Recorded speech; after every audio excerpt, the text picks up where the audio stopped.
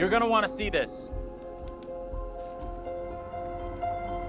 Angela and I were married. This makes less and less sense.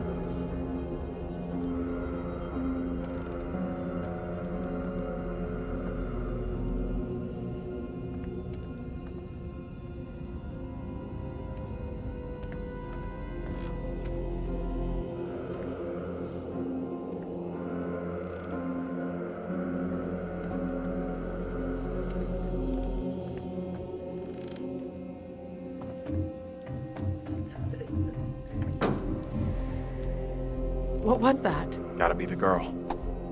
Let's go find her.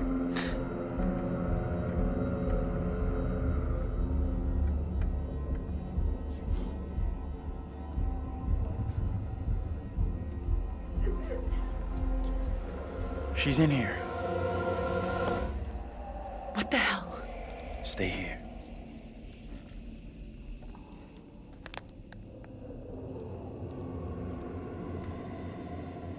Hey, Bigfoot, mind the goddamn vinyl, will ya? Andrew, what's going on?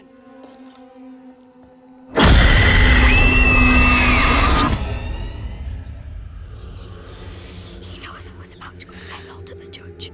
No, Will wait. you protect me? You must. Wait, this isn't right. No way. I assure all gathered here today that our town will be free of the devil's grasp. Together, by God's grace, little hope will prevail. My word on it. This court is hastily convened, but with good reason. If we are to finally rid ourselves of the evil which has infested Little Hope, then we must act today.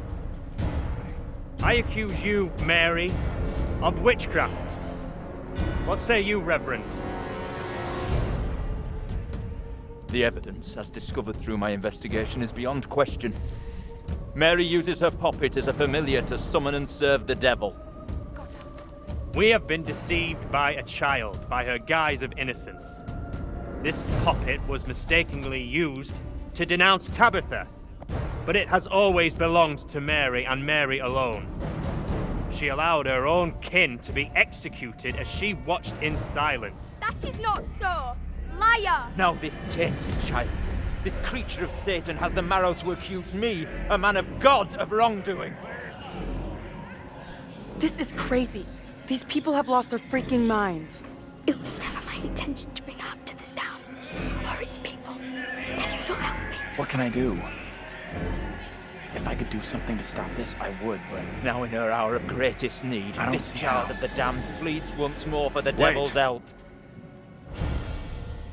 I beg the court's indulgence. Please guide me at this time. I seek your counsel. And it is the devil's We have to stop this. The only madness is right here in this court. Carver, he's the evil one. We have been swayed by malice. The truth hidden from us, but not by Mary. Reverend Carver is the one urging us to believe in the devil. Be silent. This is all You'll his not deceive doing. us any longer. Your true purpose is plain to see. I will see this town purged of all evil. You're messing this up. Carver isn't the one you should be calling out. What must I do to bring Little Hope back into the light? I fear the Reverend and what he is capable of.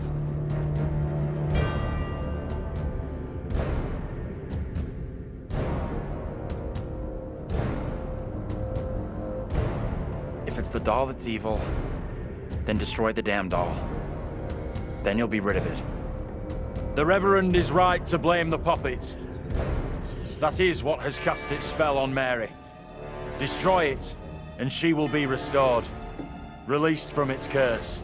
If the puppet truly holds Mary in an evil grip, then let us destroy it. See if the child can be free from its spell. Reverend, burn the puppet. Destroy it. You must not act in haste. The girl must face the full consequences of My her deeds. authority is not for questioning. Do as I ask.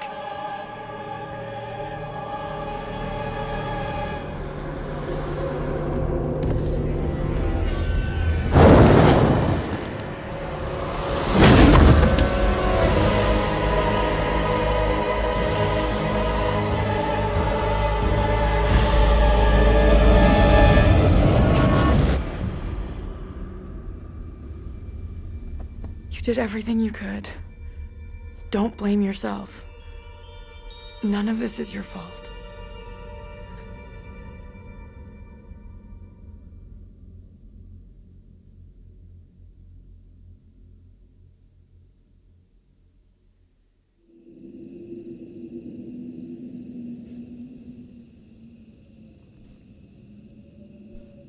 That's it, right? I figured that if the doll... And then that would be the end of it. You made the right call. No way you could have seen what was going to happen. That accident is not on you. Whatever questions we still got, they won't be answered now. Let's just get out of here.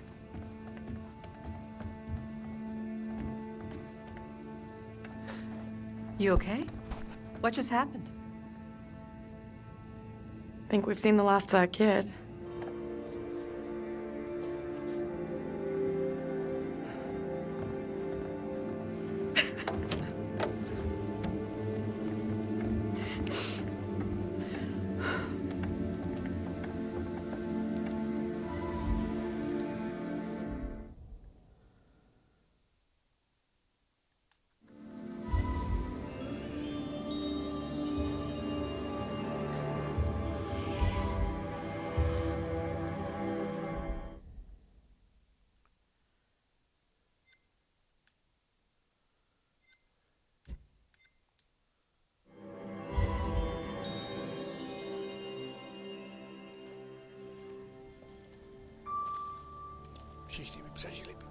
Hey! I'm talking to you. Hey! You should have stayed away. Never come back here. I'll never forget or forgive you for what you did.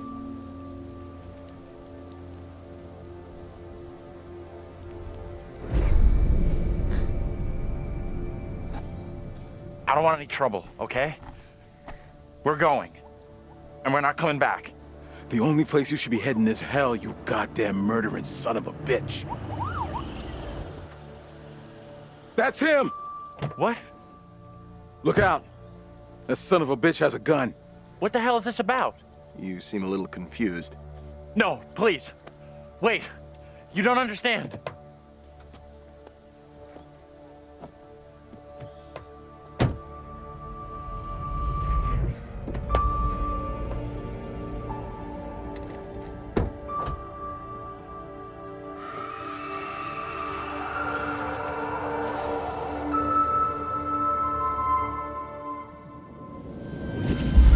We're diverting all traffic through Little Hope.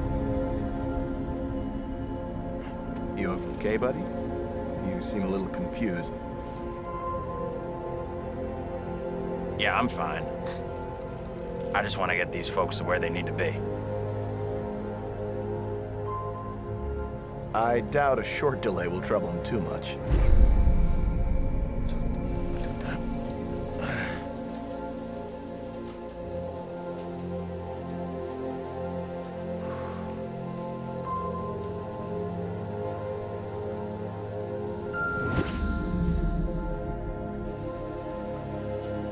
Can everyone just shut up? This isn't helping us find help or getting us out of here.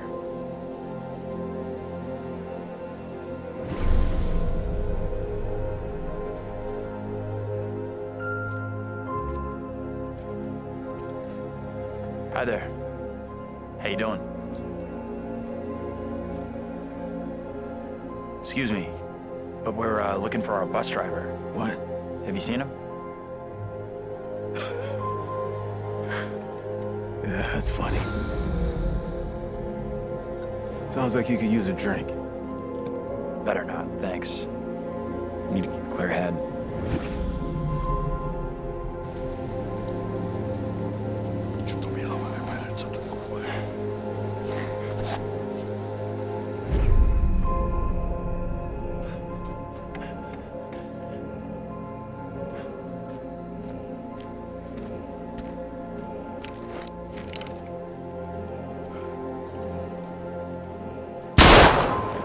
Hey!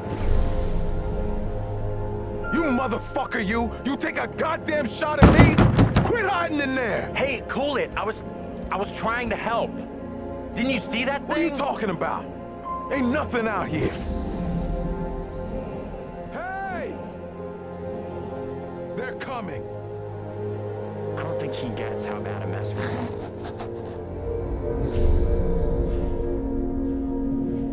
It's okay. I'm gonna be just fine.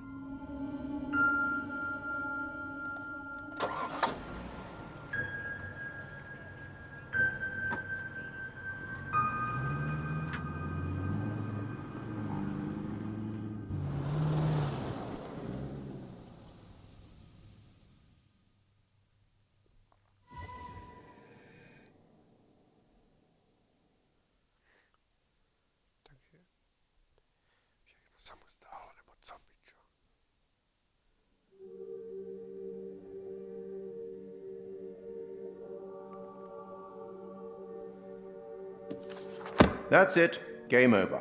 You're done. For now, at least. You could always try again, see if you can get a different result.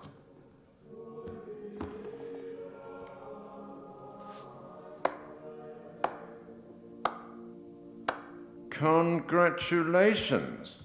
Your single charge found a way through the guilt, the horror, and came away whole. And you eventually found him, the bus driver. Maybe he can now put the past behind him.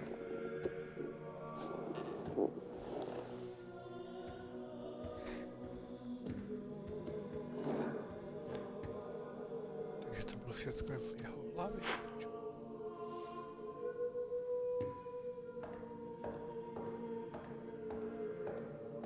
Until we meet again. Maybe in the Arabian desert. Maybe somewhere else. But we will meet again. At least one more time.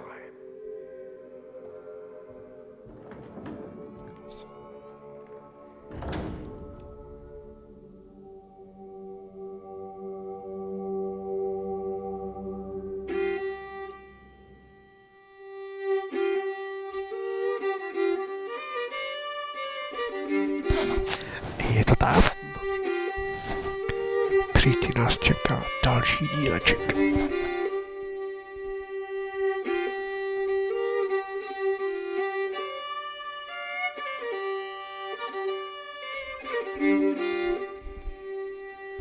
Oh, what is this that I can't see with icy hands takes hold on me?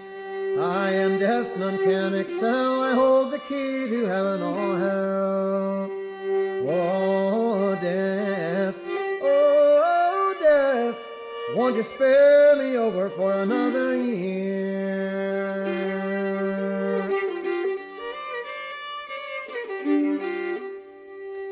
Oh, I have come to get your soul, to leave your body and leave it cold, to drop the flesh right off of your frame. The earth and worms both have their claim.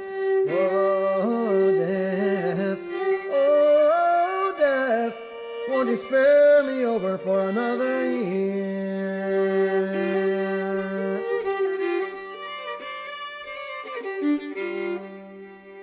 Oh, death, consider my age. Pray do not take me at this stage. My wealth is all at your command, and you but move your icy hand. Oh, death, oh, death, won't you spare me over for another year?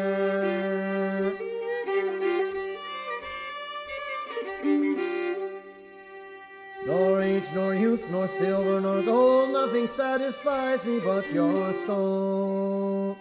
The old, the young, the rich, and the poor alike with me will have to go.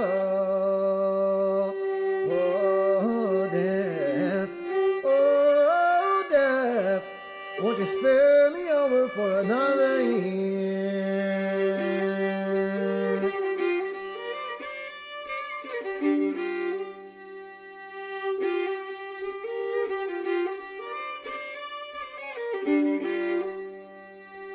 Oh, death, oh, death, won't you spare me over for another year? Oh, death, oh, death, won't you spare me over for another year?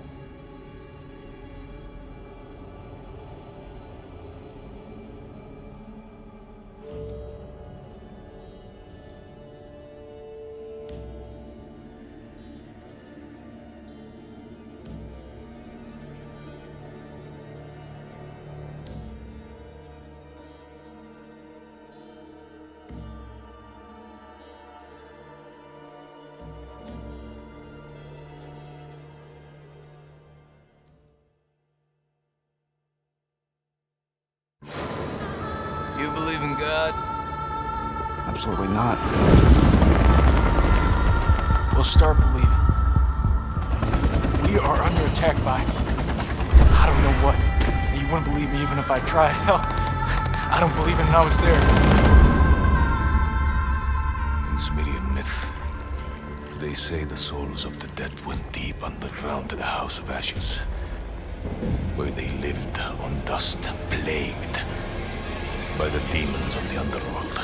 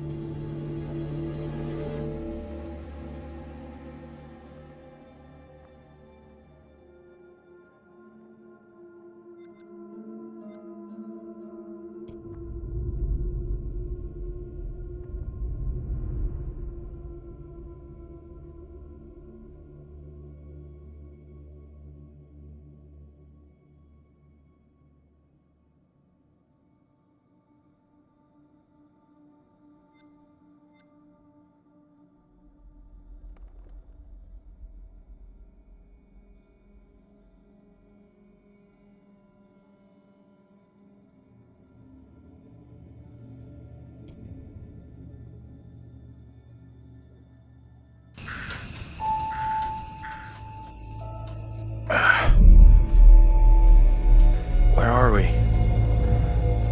What happened? The bus crashed. We're okay, though. Just shaken up. I don't remember being in any crash.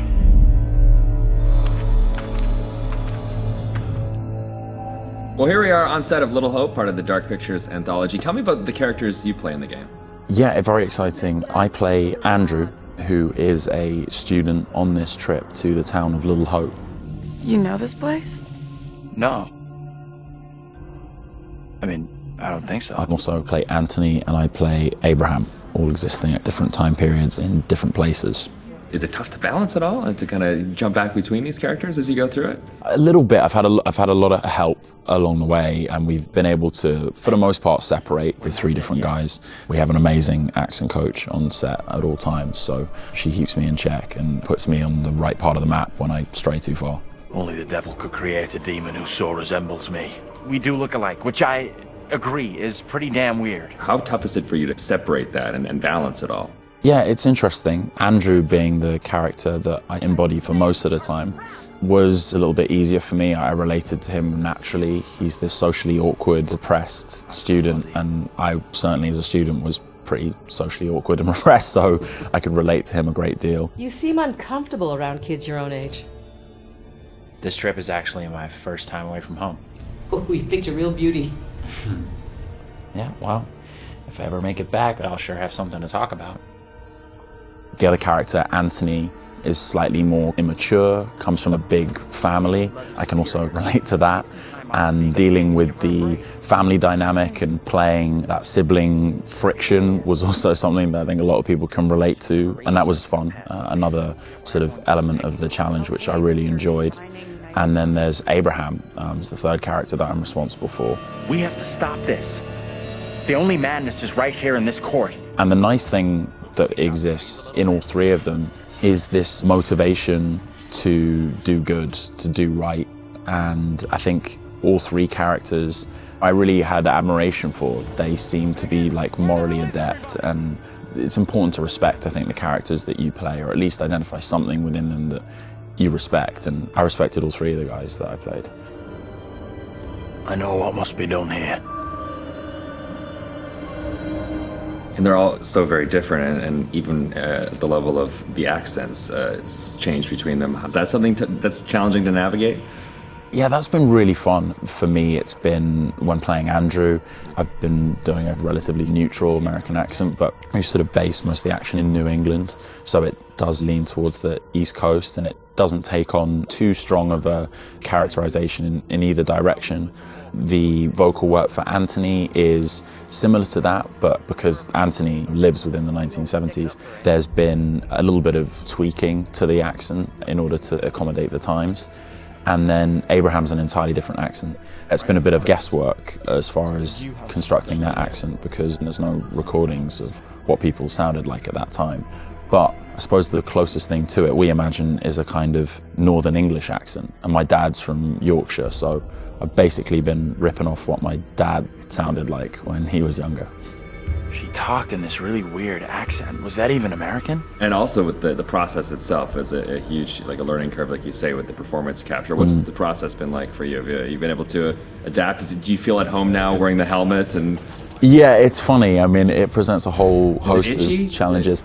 It can get a little uncomfortable. Okay. After a while, it can get a little uncomfortable. You never forget the first time you go for a wee wearing that headset, thinking, am I on some sort of screen somewhere in the studio right now? Can people see me weeing? But you soon get used to the headset and the pack that you're wearing. And I think the best thing you can do is try and remove that from the equation entirely and just make it about looking at the person opposite you. Some of the more physical stuff is challenging because if you do want to move around and you do want to add a physical performance to whatever facial, emotional things that are being captured, you have to be careful that the sound isn't being compromised because of your movements. But, you know, in lots of ways it's been quite freeing too. We move at a great pace. There's little repetition over the same thing. There's lots of variation, but little repetition really. And we have an opportunity to move freely about the space pretty much. We're not confined to marks and we don't have to relight every single moment. It's go, go, go. It's been 100 miles per hour and I've loved the intensity of it. It's been great. But we're looking for our bus driver. What? Have you seen him? Yeah, that's funny. What's up with the fog outside? It's pretty weird. Sure is a thick one tonight. Actually, it's so thick it's stopping us from leaving. Yeah, I know that feeling. You're, trapped here too, then? I'm good. it's a whole different pace, I feel, than what you normally when you're setting up a scene and you shoot front to back, and then now it's kind of like you're just jumping in and you're just like stop, start, stop, start. It must be kind of refreshing in a way. 100%, yeah. You can start in the morning and by lunch you've died and come back to life 4 or 5 times, whereas on a film set you would have had to shoot for several weeks to get that material. So you do blast through a ton of content. Run! Get the hell out of there! Look out! Yeah, it's gonna be really cool to see yourself in a video game. It's gonna be an incredible experience too. And then now your friends and family members can like play you in a game. That must be a whole weird feeling. Yeah, that is really weird. It's strange enough seeing my face on screen in anything, but you're really mad and exciting, I guess, to think about being in a video game. I guess that's like a little kid's dream in lots of ways, so I feel very lucky. It's incredible. And your friends are going to call you, but like, I killed you. Yeah, I killed you 3 times. And they're like, good to speak to you too, bud. Yeah, thanks for the call. Would you confront your fears or would you run away? I want to say confront my fears. After this experience, I would confront my fears. Maybe previously I would have run away.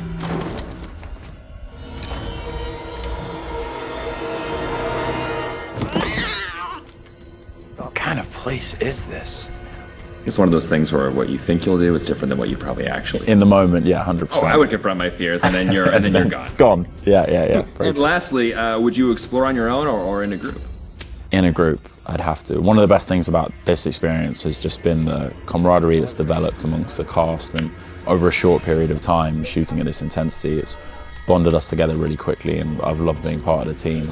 A group of us in one room on this crazy journey together, so it's all about exploring as a team. I'm just gonna say it. This is exactly what goes down in horror movies. Well, plus than anything in the horror genre, we know what happens when you go off on your own, right? 100%. Don't do it. They still do it. And they still do it. Let's go check out that room over there. No, don't go check out that room. Nope. Don't go check out. Or bring someone with you. Oh, yeah, exactly. Yeah. There you go. All right, Will. Tanner, thanks a lot. Appreciate that. Thank you. Cheers.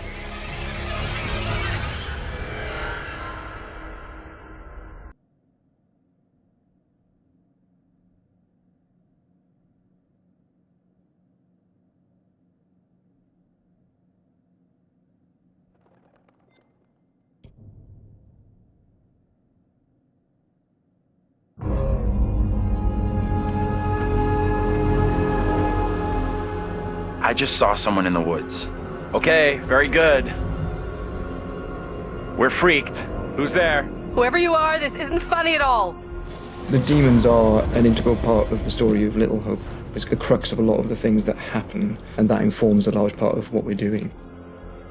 The starting point for each of the demons was the style of execution. They're based on a character that gets killed.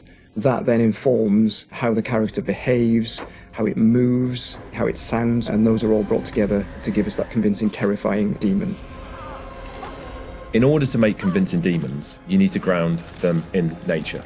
So what we do is we use our understanding of anatomy and our deep understanding of biomechanics and the principles of the way things move and the way things actuate, and we apply this to the demon design. We obviously start with the production design. The production design is a drowned demon.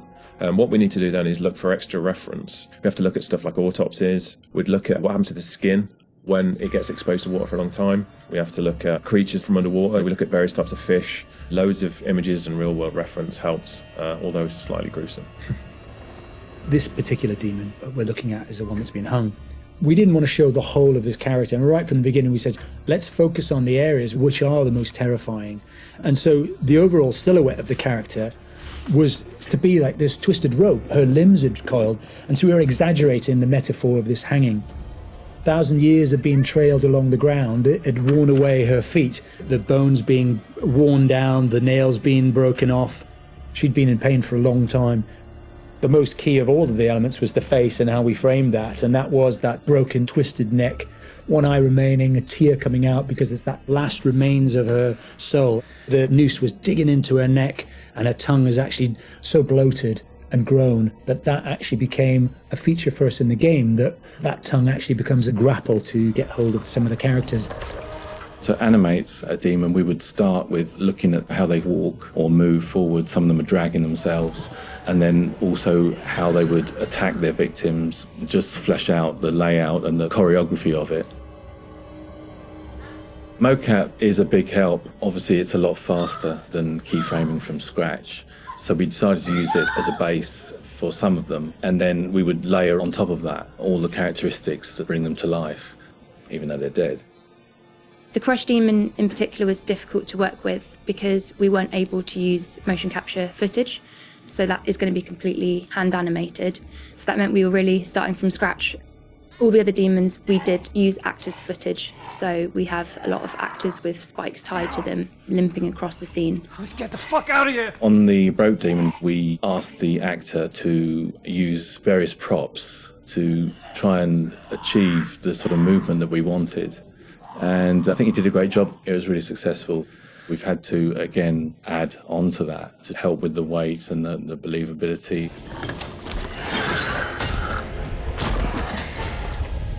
We take our initial cues for the sound of the demons from the visuals, and they look fantastic.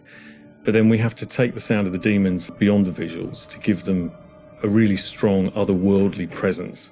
We need each of the demons to be individually recognizable whilst maintaining that uncomfortable unfamiliarity for the player. What is that thing? So at distance you might hear the chains clanking or the vocal screams. But when you get close up to the demons, you hear lots of detail, the cracking of skin, the creak of the chains, the breaths or the sound of the icky vomit. We really want the player to feel the breath through the sound of the demon on their face. Angela, no! When we're thinking about the camera work for the demons, one thing that was really at the forefront of my mind was trying not to show too much, trying not to lose all restraint, and I think that's a really easy trap to fall into with CG in general, and especially with games that you've got all these monsters that you've built and you've spent a lot of time working on, and it's really easy just to go straight to putting everything on screen. But thinking back to some classic horrors, classic monster movies, a lot of times there the directors had to use a lot of restraint and just show little bits and pieces because they didn't have that kind of budget or that kind of effect to really make it convincing. And there's something about that I really like, that I wanted to bring back to Little Hope. So when I was directing the camera team, I asked them to show little bits, little glimpses, a clawed hand here, a shadow on the wall there, the chains rattling, whatever the key characteristics were of that demon. The interesting thing with that is that I think sometimes your imagination as a viewer fills in the blanks in a far more terrifying way than we really could. So we tried to build up that suspense, working up to this big reveal where you finally see full on in the light, this thing that's been hunting you down in all its gross, horrific glory. With the demon scenes, lighting definitely had a key part to play as well. It had to work complementary to what we wanted to do with the cameras, but also there's some very specific things you can do with lighting that really lent itself to this task. So one of the big ones was the use of silhouettes. The demons have really interesting form and really interesting shapes. They're very unusual, you know, these humanoid creatures all distorted, and we wanted to use that without revealing too much. So quite often we tried to use backlighting, or the fog that's present all through Little Hope is a really useful tool for silhouettes, as you can have this nice separation with a brighter background and then have the creature dark in the foreground.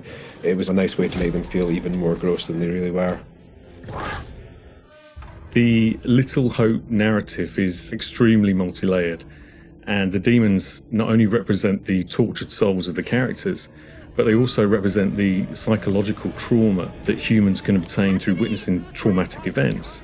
So when the game opens in the prologue and the main character is witnessing these traumatic events, we underscore this with really strong male Gregorian choir, which we use later in the game when the demons are attacking, to really strengthen and reference that psychological trauma with the tormented souls of the characters. Run! Now! The broken demon's the most terrifying because of the way it moves. It's really unsettling because you can't anticipate where it's going to go next. All the limbs are breaking and it's all moving in a really erratic way. So if you were to try and escape from it, you wouldn't know where to go because it might go there or it might go over here. So that's the most terrifying in terms of unpredictability, I suppose, and having a deep effect on your psyche. Interestingly, when you work at Supermassive, you get immune to horror. That's one thing I've definitely noticed. The powers of horror somehow get lost in me every time I'm watching a horror movie. I don't get so scared anymore just because I see this stuff every day. But doing those demon scenes, I must admit, even watching them back as they were work in progress, it was always like fairly distressing and fairly horrific. So hopefully some of that comes across in the experience for the player too.